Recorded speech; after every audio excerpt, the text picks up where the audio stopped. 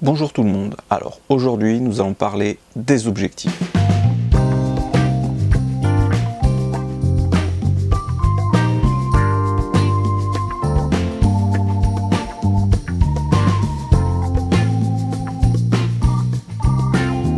D'après vous, c'est mieux d'avoir un bon objectif ou un bon boîtier?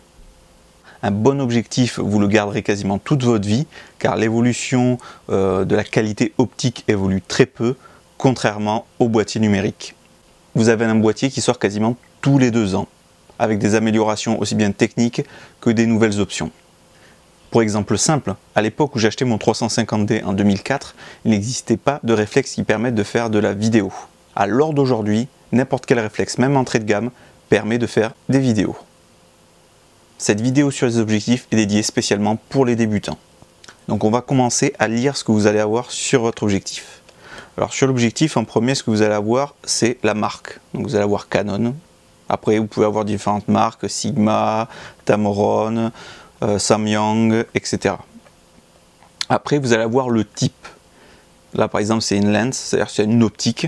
C'est ce qu'on appelle une focale fixe. Après, il existe ce qu'on appelle des zooms. C'est-à-dire, celui-ci, par exemple, c'est un 50 mm. Avec celui-ci, vous ne pouvez pas zoomer. Automatiquement, vous allez devoir vous rapprocher ou vous reculer de votre sujet. Ensuite, vous avez le type de monture. Donc là, c'est du EF. Alors, EF, pour les Canon, ça veut dire en fait que c'est pour du plein format. Alors, à savoir qu'un objectif, bien sûr, plein format se monte sur de l'APS-C. La seule chose, c'est le coefficient de conversion de 1.6.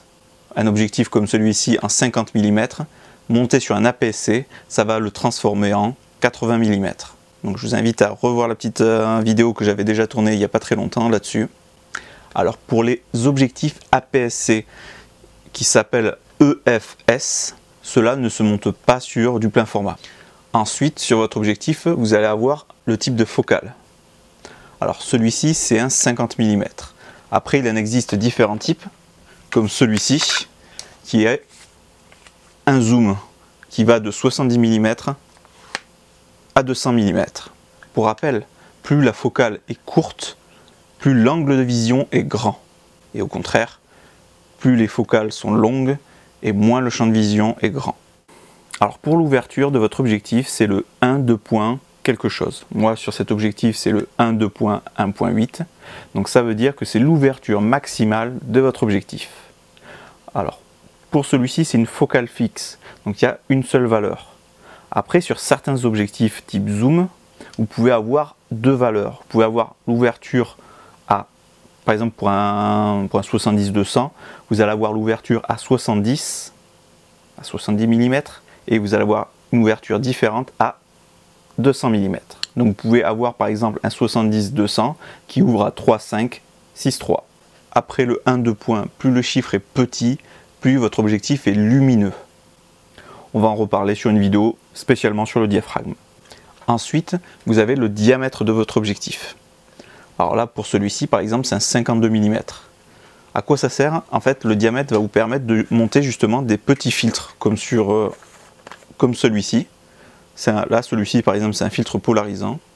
Je vous invite à regarder la petite vidéo que j'avais fait sur les différents filtres. Après, vous pouvez monter différents types de filtres. Vous pouvez montrer des polarisants, des filtres gris neutres, vous pouvez montrer des filtres UV ou autres. Donc voilà, c'était une vidéo vraiment très courte qui était vraiment destinée à vous montrer et à vous expliquer vite fait à quoi correspondaient les différentes inscriptions qu'il y a sur votre objectif. Je vous invite à vous abonner à ma chaîne et à suivre les prochaines vidéos et les prochains tutoriels qui vont être de sortie. Donc je vous invite à me suivre sur Twitter, sur Facebook et n'hésitez pas à vous abonner à ma chaîne pour suivre les prochaines vidéos.